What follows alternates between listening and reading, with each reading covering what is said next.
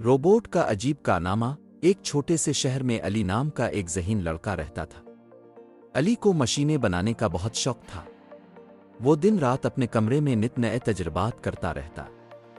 एक दिन इसने फैसला किया कि वो एक ऐसा रोबोट बनाएगा जो इंसानों की मदद कर सके।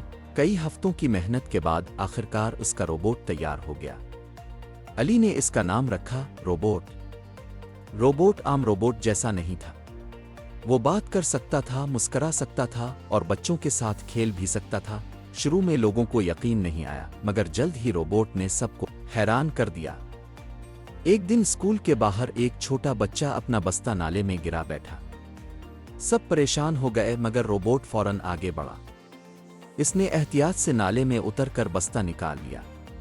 सब ने तालियां बजाईं। एक और दिन शहर में तेज बारिश हुई। कई दरख्त सड़क पर गिर गए। रोबोट ने अपनी ताकत से रास्ता साफ करने में लोगों की मदद की। अब शहर के लोग अली और रोबोट पर फख्र करने लगे। लेकिन रोबोट का सबसे अजीब कारनामा इस वक्त सामने आया जब उसने एक दिन अली से कहा, असल ताकत मदद करने में है, न कि सिर्फ ताकतवर होने में। अली हैरान रह गया कि इसका रोबोट इतनी समझदारी की बात कैसे कर सकता है। अली ने मुस्करा कर कहा, शायद तुमने इंसानों से हमदर्दी सीख ली है।